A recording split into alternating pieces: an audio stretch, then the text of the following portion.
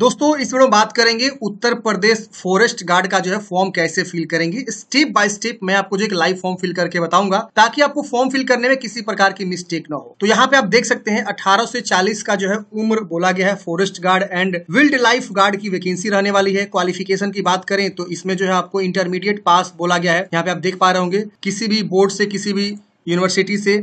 और यहाँ पे नंबर वैकेंसी की बात करें तो 709 पदों पे जो है इसकी वैकेंसी निकाली गई है। UP subordinate service selection commission के द्वारा जो है वैकेंसी निकाली गई है और एग्जाम भी यही कंडक्ट करेगा। तो आइए जानते हैं इसके लिए कैसे फॉर्म को भरना है। ये इसका जो है फुल नोटिफिकेशन है। आप जो है एक बार फॉर्म भरने से पहले फुल नोटिफिकेशन को आप जरूर पढ़ेंगे। यहाँ से आप जो है फुल नोटिफिकेशन को डाउनलोड कर पाएंगे। यहाँ से देखिए ये जो है 10 एग्जाम 2023 यहाँ पे आप देख पा रहे होंगे इसका जो एडवर्टाइजमेंट नंबर है। और यहाँ पे आप जो है इंस्ट्रक्शन, व्यू, एडवर्टाइजमेंट वगैरह जो है देख सकते हैं। इंग्लिश हिंदी दोनों माध्यम में आप देखना चाहते हैं, दोनों माध्यम में भी आप देख सकते हैं। ये इसका जो है फुल नोटिफिकेशन है जिसमें सारी जानकारी आपको जो है बताई गई है। फॉर्म भरने का जो अंतिम तिथि है फ्रेंड्स आप देख सकते हैं 10 अक्टूबर 2023 तक जो है फॉर्म को भर सकते हैं। शुल्क का समायोजन एवं आवेदन में कोई भी संशोधन करना है तो 17 अक्टूबर तक भी आप ये कर सकते हैं। लेकिन एक चीज का विशेष ध्यान देंगे, इसमें वही लोग फॉर्म भर सकता है जो लोग यूपी SSS के द्वारा जो है प्री एग्जाम दिए थे पीटी 2022 का, वही लोग यहाँ पे फॉर्म को भर सकते हैं। उसी के स्कोर पे जो है आपको यहाँ पे फॉर्म को भरे जाएंगे। तो आइए जानते हैं कि कैसे आपको फॉर्म को भरना है। देखिए फॉर्म भरने का सिंपल फंडा आपको अच्छे से मैं समझाऊंगा, सारी गाइडलाइंस के साथ बताऊंगा। वीडियो को आप शुरू से लेकर लास्ट तक देखिएगा तभी आपको समझ में आ पाएगा कि कैसे आपको फॉर्म को भरना है। देखिए सबसे पहले क्या करना है, UPSSC.gov.in की वेबसाइट पे आ जाना है। यहाँ पे आने के बाद से आपको यहाँ देखिए कैंडिडेट रजिस्ट्रेशन का ऑप्शन मिलेगा। जैसे आप इस पे क्लिक करेंगे यहाँ पे आपको देखिए पहले ही ऊपर में मिलेगा 10 एग्जाम 2023 देख रहे हैं ना, और ये एडवर्टाइजमेंट नंबर है और एडवर्टाइजमेंट डेट है 20/9 को डेट में एडवर्टाइजमेंट जारी हुआ है। अब यहाँ पे देखिए आपको अप्लाई का बटन मिलेगा। अप्लाई पे क्लिक करेंगे। जैसे आप इस पे क्लिक करेंगे यहाँ पे आपको सबमिट एप्लीकेशन फॉर्म का ऑप्शन मिलेगा। आप इस पे क्लिक करेंगे। जैसे आप इस पे क्लिक करेंगे यहाँ पे जो है आपको पहले इंस्ट्रक्शन वगैरह दिया गया। आप इंस्ट्रक्शन को सारी जानकारी को पढ़ सकते हैं। यहाँ देखिए सब चीज दिया हुआ देख रहे हैं ना। तो यहाँ पे आपको जो है देखिए बोला गया कि आपका पीटी 2022 में उनके स्कोर के आधार पर मुख्य परीक्षा के लिए शॉर्टलिस्ट किया जाएगा। मतलब जिनका जो है पीटी में अच्छा खासा स्कोर होगा ना, उसी बेस पे जो शॉर्टलिस्ट होंगे आप, और आपका जो है मेंस एग्जाम कंडक्ट करे जाएंगे। बाकी उसके बाद पीटी पीएसटी जो होता है वो होगा। अब यहाँ आपको डिक्लेयर करना है, यहाँ आई एग्री करना है।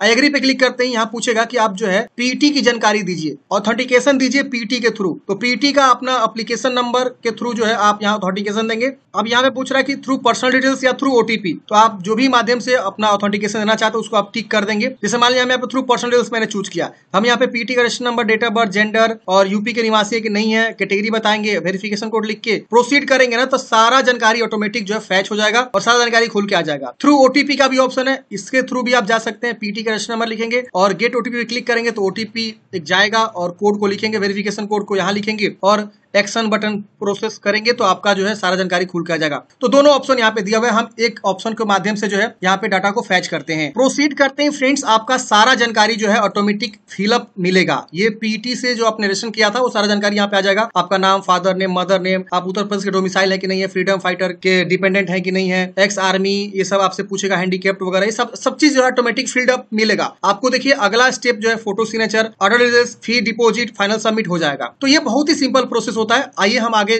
बढ़ते हैं। आप थोड़ा सा नीचे आएंगे। अब यहाँ पे सीधे आपसे पूछ रहा है एडिशनल एज रिलैक्सेशन। अगर आपको जो एज में छूट चाहिए, इसमें से देखिए किसी को छूट मिलेगा। तो जो भी कास्ट के अकॉर्डिंग है, जो सर्विस ड्यूरेशन है उसके अकॉर्डिंग है, तो उनको छूट मिलेगा। अगर आपको एज में छूट चाहिए तो यस करेंगे। जो उम्र सीमा बोला गया है उसी के विरुद्ध आप उम्र में छूट ले सकते हैं। अब यहाँ पे आपका एकेडमिक डिटेल्स ऑटोमेटिक जो है दिखा देगा जो आपने पीटी में भरा होगा। यहाँ पे देखिए सारा जानकारी हो रहा है आपका। यहाँ पे शो हो रहा है आपका इंटर और यहाँ पे मैट्रिक, सब चीज यहाँ शो हो रहा है, पासिंग है, सब चीज शो हो रहा है। अब वो थोड़ा सा नीचे आना है। अब यहाँ पे पूछ रहा है कि आपका एडिशनल क्वालिफिकेशन बताइए फॉरेस्ट गार्ड के लिए जो बोला गया है। तो फॉरेस्ट गार्ड में इंटरमीडिएट ही बोला गया है कि आप पास होने चाहिए। अब यहाँ पे एक्वायर्ड, हाँ आप ये पास कर चुका, आपको यस कर देना है। यस करने के बाद से पूछ रहा है कि इंटरमीडिएट का बोर्ड या यूनिवर्सिटी का नाम लिखिए। तो अपना बोर्ड या यूनिवर्सिटी का नाम लिख देंगे। पासिंग और बताएंगे इंटरमीडिएट आपने कब पास किया हुआ है। यहाँ पे सर्टिफिकेट नंबर या रोल नंबर दोनों में से कोई लिखेंगे और कब आपका सर्टिफिकेट इशू हुआ है ये आपका डेट यहाँ पे बता देना है। इसकी वजह से आप पूछ रहा है कि परसेंटेज सिस्टम है या ग्रेड सिस्टम है। अगर आपका परसेंटेज है तो परसेंटेज यहाँ पे चूज करेंगे। तो परसेंटेज के अकॉर्डिंग यहाँ पे जो अपना टोटल मार्क्स और ऑब्टेन मार्क्स बताना है। अगर आपका ग्रेड सिस्टम है तो ग्रेड सिस्टम चूज करेंगे तो उसके अकॉर्डिंग आपको जो है यहाँ पे ऑप्शन आएगा भरने के लिए,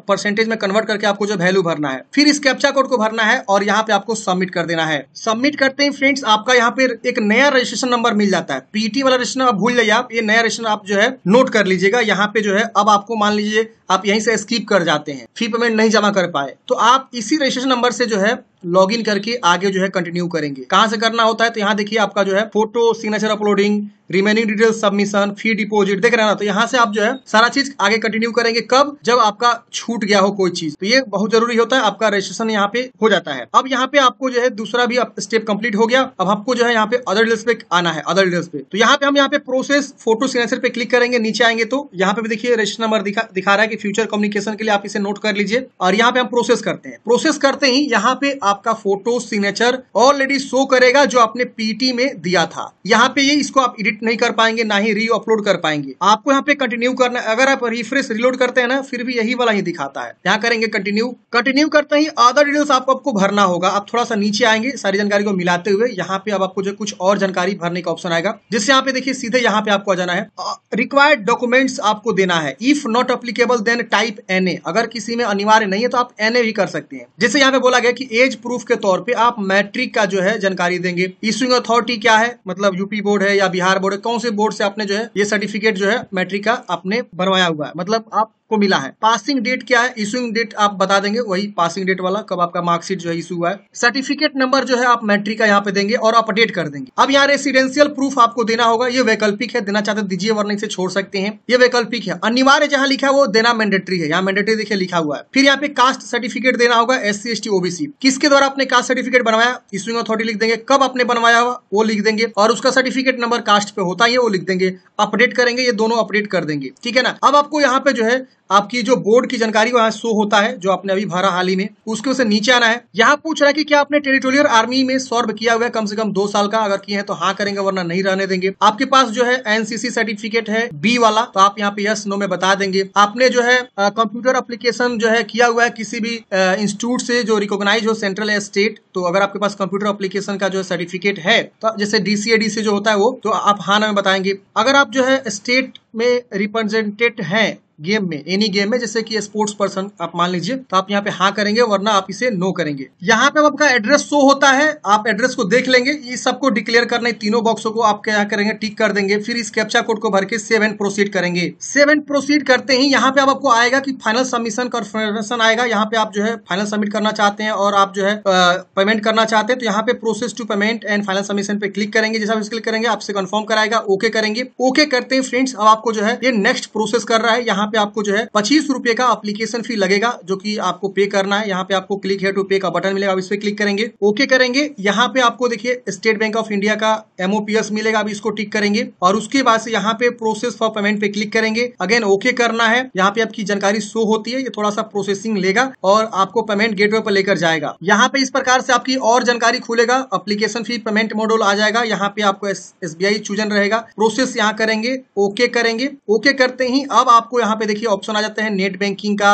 और UPI का, SBI ब्रांच का, या यहाँ other bank credit card debit card का, तो कई सारे ऑप्शंस मिल जाते हैं। अगर आप SBI है तो SBI से भी कर सकते हैं, अदर बैंक का भी क्रेडिट कार्ड नेट बैंकिंग है तो आप उसके माध्यम से भी पेमेंट कर सकते हैं। UPI का भी ऑप्शन यहाँ पे दिया हुआ है, तो जिस भी माध्यम से पेमेंट जमा करना चाहते हैं उससे आप जो है चूज करेंगे और पेमेंट को जमा करेंगे। पेमेंट जमा करते ही फ्रेंड्स आपका फॉर्म जो है फाइनल सबमिट हो जाएगा। उसके बाद से आप जो है प्रिंट आउट निकाल के हार्ड कॉपी अपने पास सुरक्षित रख लेंगे। तो इस प्रकार से फ्रेंड्स मैंने डिस्कशन किया कि UPSSC यूपी फॉरेस्ट गार्ड का जो है फॉर्म कैसे फिल करेंगे स्टेप बाय स्टेप। मिलते हैं फ्रेंड्स किसी नेक्स्ट वीडियो में, हमें दी जाए और देखते रहिए DS हेल्पिंग फॉरएवर। अगर आपको फ्यूचर में इसका दोबारा प्रिंट आउट निकालना है या बीच में कहीं स्किप कर देते हैं, तो देखिए यहाँ ऑनलाइन फॉर्म सबमिशन का ऑप्शन मिलता है, यहाँ नो योर स्टेटस का ऑप्शन मिलता है। तो नो योर स्टेटस आएंगे, यहाँ पे देखिए व्यू एप्लीकेशन स्टेटस का है, प्रिंट रजिस्ट्रेशन स्लिप का है, प्रिंट डिटेल एप्लीकेशन फॉर्म का ऑप्शन है, ये ऑप्शंस मिल जाते हैं। ऑनलाइन फॉर्म सबमिशन पे आएंगे तो यहाँ पे अगर आप फोटो सिग्नेचर देखना चाहते हैं, रिमेनिंग डिटेल्स बच गया तो उसको सबमिट करना चाहते हैं, फी डिपॉजिट करना चाहते हैं, तो यहाँ पे आपको हर चीज मिल जाता है। आई होप फ्रेंड्स आपको समझ में आया होगा कि कैसे फॉर्म को भरना है।